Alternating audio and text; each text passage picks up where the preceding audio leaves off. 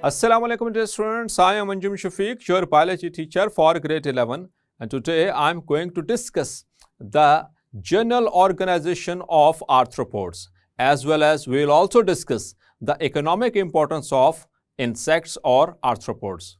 So let's move to the classboard. So dear students, general organization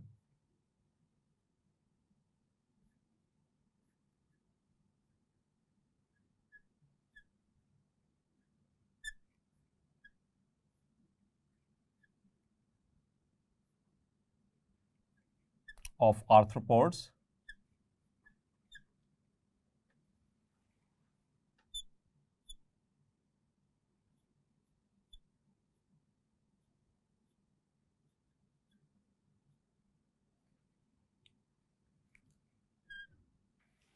तो इसमें हम कुछ जनरल फीचर्स के हवाले से बात करेंगे आर्थ्रोपोड्स की.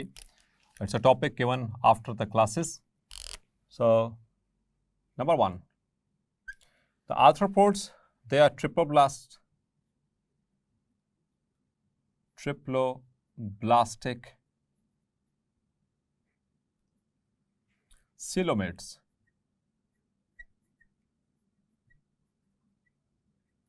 लेकिन हमने बात की थी कि इनके अंदर जो सिलोम है वो रिड्यूस्ड होता है और उसकी जगह पर मौजूद है आमतौर पर एक और बड़ी सी कैविटी जो कि वेस्कुलर सिस्टम के साथ कनेक्टेड है, और उस कैविटी को कहते हैं दैट इज़ द हीमोसील, जिसके अंदर मौजूद है एक फ्लूइड आमतौर पर जिसको हम हीमोलिम्फ भी कहते हैं. ठीक है.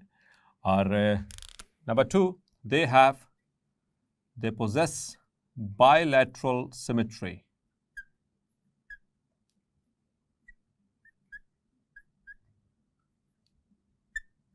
तो सिमेट्री के अतबार से देखें, so they have bilateral symmetry. Important चीज़ है इनके हवाले से. और 2 मेजर अचीवमेंट्स हैं डियर स्टूडेंट्स इनके हवाले से. द 2 मेन अचीवमेंट्स जो कि हम इसकी बात करेंगे इनकी. So they have reached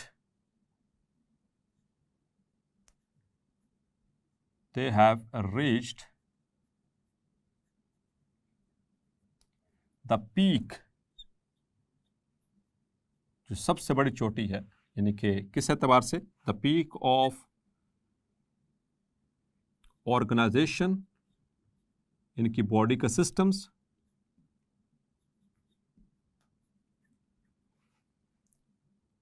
the organs and organ systems. इनके पास जितने भी ऑर्गन्स और ऑर्गन सिस्टम्स मौजूद हैं, इनकी बॉडी का ऑर्गेनाइजेशन इनको बिल्कुल पीक पे पहुंचा देती है ऑफ इनवर्टिब्रेट फाइला. जितने भी इनवर्टिब्रेट फाइला होते हैं उनमें ये पीक पे मौजूद हैं because of their specialization of the tissues और specialization of the systems.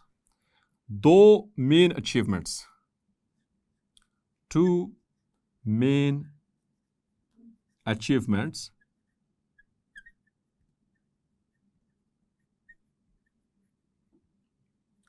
of this phyla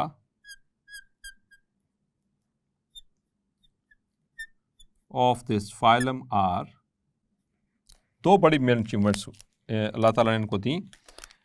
एक the chitinous exoskeleton,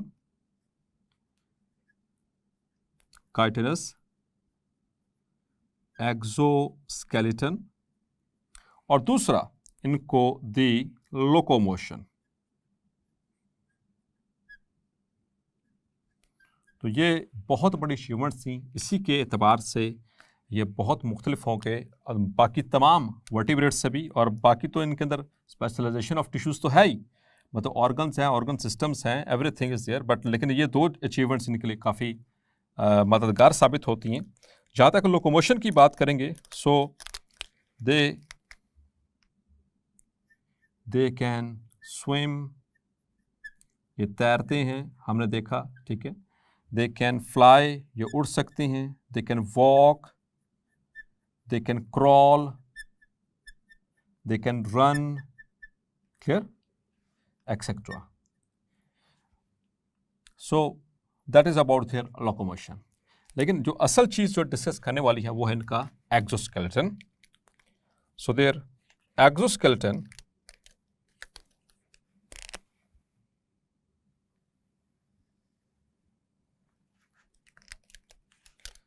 their exoskeleton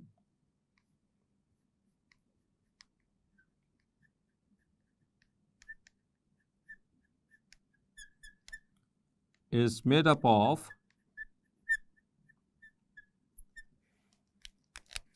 chitin, that is made up of chitin. Clear? और काइटिन जो है इनमें उसने बहुत सपोर्ट दी इनको, ना सिर्फ एक्सोस्केलेटन के हवाले से बल्कि और भी बहुत सारी इसके कैरेक्टरिस्टिक्स हैं काइटिन के। तो आइए उसको देखते हैं काइटिन के हवाले से कि क्या स्पेशलाइजेशन हुई। So chitin is chitin, it is a polysaccharide. हम पढ़ चुके हैं चैप्टर नंबर 2 में डिटेल के साथ that chitin it is a polysaccharides, ठीक है, अमंग द पॉलीसेकेराइड्स, और चैप्टर नंबर 8 में भी डिस्कस हुआ। So it is non living और inert,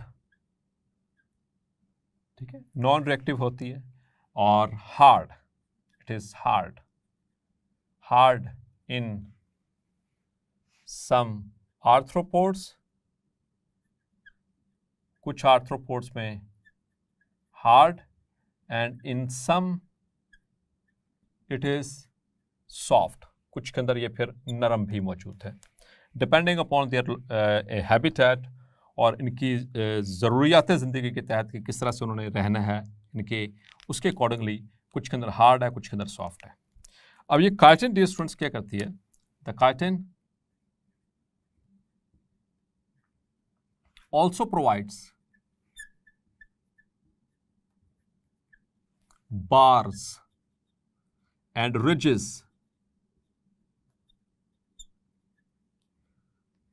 to act as liver, not liver वो जो जिगर वाला नहीं, लीवर फिजिक्स वाला लीवर, क्लियर, जिसके जो कि मूवमेंट करवाता है, ठीक है, which acts as a lever for movement. एक तो मूवमेंट के लिए वो लीवर का काम कर रहा होता है, जैसे हम मूव करने के लिए फलक्रम और एफर्ट, और आपको याद होगा वो लीवर होता है, एंड ऑल्सो प्रोवाइड्स अटैचमेंट,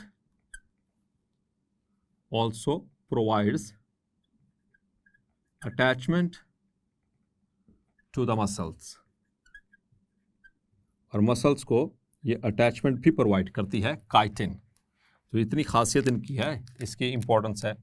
अभी कहानी ख़त्म नहीं हुई डियर स्टूडेंट्स, यहीं पर कहानी ख़त्म नहीं है। तो यहाँ पर एक तो बार्स और रिजेस बनाए, ठीक है, अंतर वाले साइड पर, ताकि वहाँ पर क्या करवा सके, एक तो लीवर के तौर पर एक्ट कर सके और दूसरा अटैचमेंट प्रोवाइड कर सके मसल्स को। इसके अलावा the chitin also forms, chitin also forms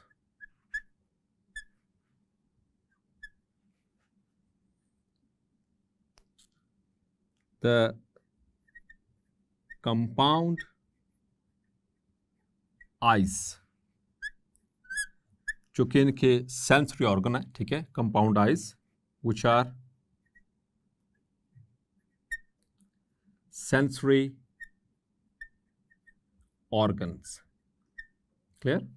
इसी तरह से एक और इसकी अचीवमेंट इसकी वजह से chitin also forms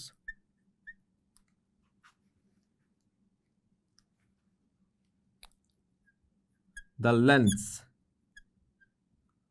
to provide protection and support, clear. ये लेंस वो नहीं है जो आइज के अंदर होते हैं, इनकी बॉडी के सरफेस के ऊपर, आपने कभी कॉकरोच को देखा होगा, उसकी बॉडी के सरफेस के ऊपर ऐसे चमक रही होती है, ये शाइनी सी, जो शाइनी सी जो शीट बनती है, जो ऊपर लेयर बनती है, उसको लेंस कहते हैं, ठीक है। आर्थ्रोपोड्स की बॉडी के ऊपर जो शाइनी सी जैसे अगर आपने किसी कीड़े को देखा हो, इंसेक्ट को, जैसे कि एंट है, एंट के ऊपर वो ऊपर वाली जो स्किन होती है वो जो ऊपर वाली सरफेस होती है वो शाइनी सी होती है, उसे लेंस कहते हैं, ठीक है। तो ये आइज़ वाला लेंस नहीं है। और दूसरा कंपाउंड आइज़, इसी तरह से there is a waxy layer over chitin called cuticle. Clear? तो इसके ऊपर वैक्स की एक लेयर मौजूद होती है काइटिन के ऊपर, जो कि वाटर प्रूफ मटेरियल का काम कर रही होती है, ताकि इनकी बॉडी से वाटर जो है वो इवेपोरेट ना हो, ट्रांसपायर ना हो, और इन पानी की बचत हो सके। क्लियर? तो ये इतने मेजर रोल्स परफॉर्म कर रही है इनकी काइटिन। और इनके अंदर एक खास बात और, जिसको हम कहते हैं एक्डाइसिस, जो मैंने पहले मेटामॉर्फोसिस में भी डिस्कस किया था, ठीक है। यहाँ पर भी मौजूद है एक्डाइसिस। सो एक्डाइसिस और मोल्टिंग, इसको मोल्टिंग भी बोलते हैं। ये कैसा अमल है? The process by which the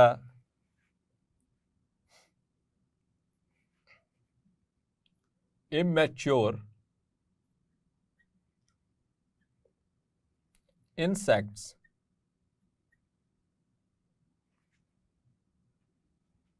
shed off their exoskeleton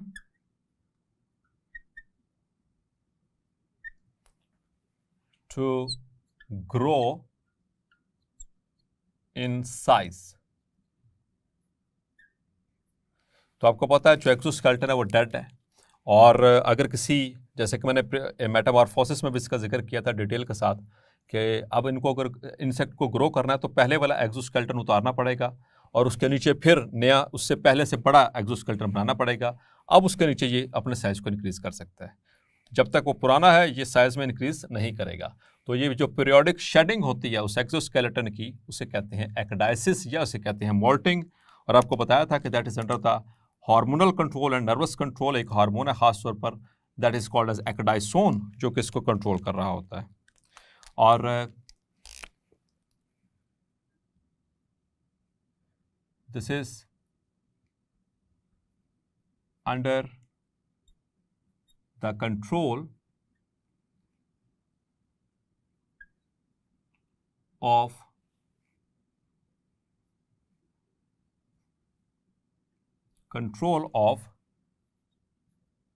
nervous system. ठीक है। और डियर स्टूडेंट्स, एक और ख़ास बात इनके एक्सोस्केलेटन के हवाले से, कि the exoskeleton is secreted by epidermis.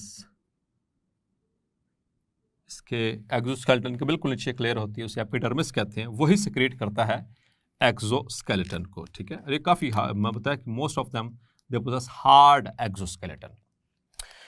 अब हम बात करेंगे डियर स्टूडेंट्स इनके कुछ रिजेबलेंसेस, जो हमने बात की थी कि common the arthropods share common features with annelids। और वो कॉमन फीचर्स क्या थे डियर स्टूडेंट्स, जो कि इसके ऑर्गेनाइजेशन में मौजूद हैं? एक तो सेगमेंटेड बॉडी, लेकिन यहाँ पर एक डिफरेंस है। जो एनालिड्स हैं यानी सेगमेंटेड वर्म्स हैं, उनकी जो सेगमेंटेशन है वो मेटामेरिक है, इनकी सेगमेंटेशन मेटामेरिक नहीं है। ठीक है, ये याद रखना है। मेटामेरिक सेगमेंटेशन बताया था ना कि एक जैसे सेगमेंट्स होना, जिनके अंदर एक जैसे ऑर्गन्स होती हैं। So the difference is the arthropods have segmented body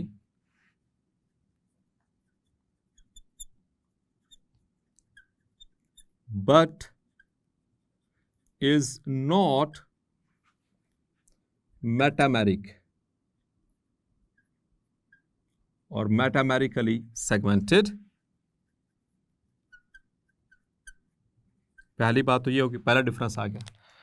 तो और कॉमन जो फीचर्स या कॉमन ओरिजिन जो शेयर कर रहे हैं उसमें। नंबर 2 दैट इज जो सेकंड जो फीचर ये शेयर कर रहे हैं दैट इज क्यूटिकल। इसका जिक्र मैंने अभी किया कि इनके पास क्यूटिकल वैक्सी क्यूटिकल है, इनके पास ही मौजूद है। और उनके पास आर्थ्रोपोड्स और एनालिड्स दोनों के पास मौजूद है। और तीसरा कॉमन फीचर डियर स्टूडेंट्स, एक और फीचर है जो कि इनके अंदर वो शेयर किया जाता है, जिसकी वजह से कॉमन ओरिजिन होता है। इनका कॉमन जो है वो ओरिजिन शेयर करते हैं एनालिड्स और आर्थ्रोपोड्स। तो सेगमेंटेड बॉडी एंड क्यूटिकल, और दूसरा इनके अंदर जो नर्व कॉर्ड्स, ठीक है, जो नर्व कॉर्ड्स भी इनके अंदर एक जैसी हैं। क्लियर। तीसरा जो सेगमेंट जो कॉमन फीचर जो शेयर करते हैं इनके साथ एनालिड्स के साथ arthropods, that is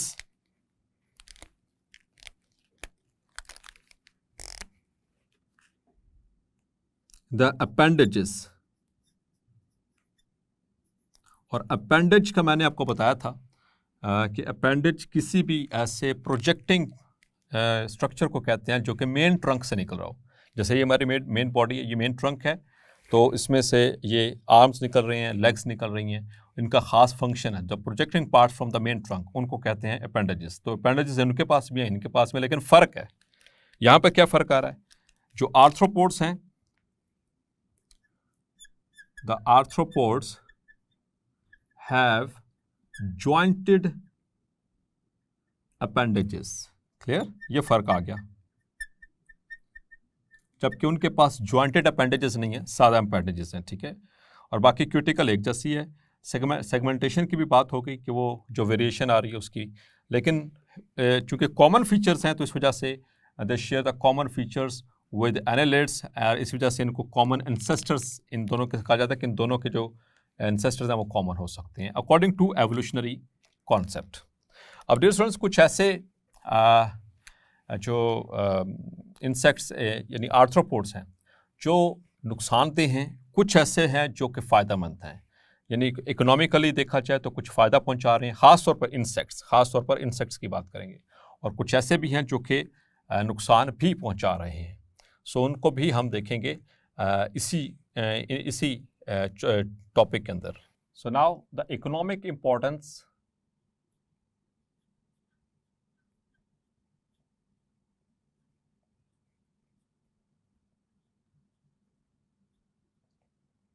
of insects. ख़ास तौर पर हम यहाँ पर इंसेक्ट्स की बात करेंगे, ठीक है, आर्थ्रोपोड्स में, क्योंकि सबसे ज़्यादा तादाद इन्हीं की है। तो ये इकोनॉमिकली कुछ फ़ायदेमंद है, कुछ नुकसानदेह हैं। तो पहले हम देखेंगे harmful insects.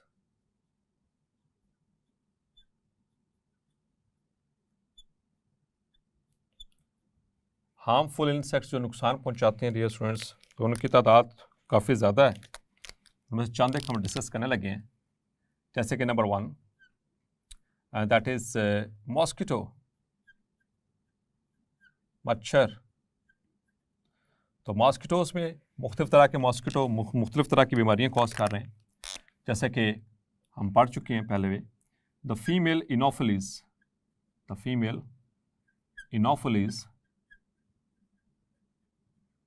that carry the plasmodium। और प्लाज्मोडियम हम पढ़ चुके हैं, दैट इज़ अ प्रोटोजोन, ठीक है। ये एपी कम्प्लेक्सन है which causes malaria, it causes malaria. और इसी तरह से एडिस फीमेल,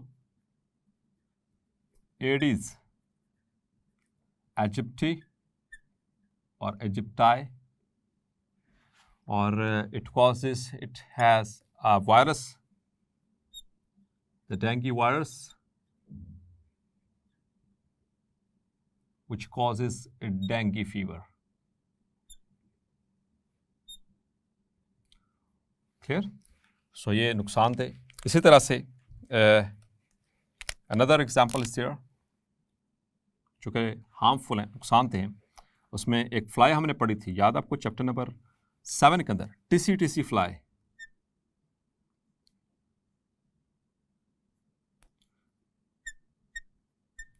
और इस मक्खी के अंदर मौजूद है अज़ूफ्लैजिलेट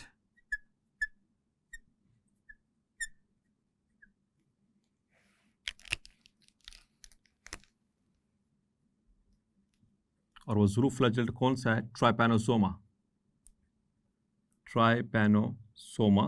तो जब ये मक्खी काटती है इंसानों को, आमतौर पर ये इसका ओरिजिन अफ्रीकन है, ठीक है, और इसकी वजह से बीमारी होती है, that is African sleeping sickness. याद होगा आपको, ठीक है, काफ़ी ख़तरनाक बीमारी है, बहुत ही वीकनेस कॉज कर जाती है। इसी तरह से यही फ्लाई जो है, ये it also causes disease in kettles, मवेशियों के अंदर भी ये बीमारियां कॉज करते हैं इसी तरह से। Now another economic loss, that is like there is the common house flies, the common house fly, ये मक्खी जो घरों में होती है, ठीक है, ये basically it carries the germs of cholera, hepatitis, ठीक है, ये वेक्टर के तौर पर काम कर रही होती है, ये हाउस फ्लाई जो घरों में जो काली मक्खी होती है। सो ये बहुत सारी बीमारियों का यानी कि ये मौजब बनती है। इसी तरह से some insects destroy crops and vegetables, सब्जियां और वो फसलें उगा जो है उनको ख़राब कर देते हैं। इसी तरह से आपने लोकस्ट का नाम सुना है, लोकस्ट, ये पिछले कुछ अरसे में, शायद साल 1.5 साल पहले पाकिस्तान में भी इसका वो न्यूज़ में आया था, वो उनसे टिड्डी दल, ठीक है, ये ग्रास होपर्स होते हैं जिसको हम टिड्डे भी कहते हैं। तो टिड्डी दल ये झुंड के झुंड में आते हैं और खड़ी फसलों को तबाह करके मिनटों सेकंडों के अंदर, चंद ही लम्हों के अंदर वो फसल को तबाह करके निकल जाती हैं, ठीक है। सो दैट इज़ एन एक huge loss to the farmers, clear. So locusts, और इसी तरह से some of them they also spoil the normal stored foods, ठीक है, जो स्टोर्ड फूड होता है उसको भी स्पॉइल कर देते हैं। अब हम बात करते हैं इसकी थोड़े से बेनिफिशियल एस्पेक्ट्स की वजह से। तो बेनिफिशियल इंसेक्ट्स फ़ायदेमंद कौन कौन सी हैं? तो फ़ायदेमंद भी हैं, जहाँ पे फूल हैं वहीं पे कांटे भी हैं, ठीक है, जहाँ पे कांटे वहाँ पे फूल भी हैं। सो कुछ जो है वो हार्मफुल हैं, कुछ जो है वो फ़ायदेमंद भी हैं, जैसे कि हनी बीज, शहद की मक्खी, मधुमक्खी, हनी बीज। सो हनी बीज क्या बनाती हैं? एक तो बनाती हैं, हमें देती हैं शहद, हनी एंड वैक्स। उसके छत्ते से क्या मिलती है? वैक्स, और वैक्स फिर मुख्तलिफ तरह के पर्पसेस के लिए इस्तेमाल होती है। इसी तरह से सिल्क वर्म, रेशम का कीड़ा, उससे क्या मिलता है? नेचुरल सिल्क, रेशम, ठीक है। और बेसिकली इसका ये लार्वा होता है जो कि अपने गिर्द वो एक, मैंने बताया था ना आपको मेटामॉर्फोसिस के अंदर, अपने गिर्द वो एक एक कवच सा बना लेते हैं, ठीक है, जो लार्वा बाद में प्यूपा स्टेज में जब कन्वर्ट होता है तो ये सिल्क यानी कि इस धागे की मदद से बना लेते हैं, जो कि काफ़ी बड़ी अमाउंट में होता है, उसको कुकून भी कहते हैं, मैंने बताया था। और इसी तरह से अगर और भी देखें तो यानी कि जो बेनिफिशियल एस्पेक्ट्स हैं, so some of them they are the scavengers. Scavengers मतलब कि गले सड़े फ्रूट को वो यानी को खा जाते हैं, तो इस तरह से सफाया हो जाता है। अगर ये स्कैवेंजर्स ना हो तो फिर हमारे लिए ये ऐसे इंसेक्ट्स मतलब कि वो बदबू और तौफन इस तरह की चीज़ों का बायस बनेंगे। इसी तरह से जो इंसेक्ट लार्वा होते हैं, the insect larva are food for fish, मछलियों की खुराक है ये, इंसेक्ट लार्वे, वो बड़े शौक से खाती हैं, ठीक है इनको। सो ये इनके कुछ बेनिफिशियल एस्पेक्ट्स हैं। सो डियर स्टूडेंट्स, होपफुली आज का लेक्चर भी आपको क्लैरिफाई हो गया होगा। मिलते हैं नेक्स्ट लेक्चर में और डिस्कस करेंगे द नेक्स्ट फाइलम। तब तक अपना ख्याल रखिएगा। अल्लाह हाफिज़।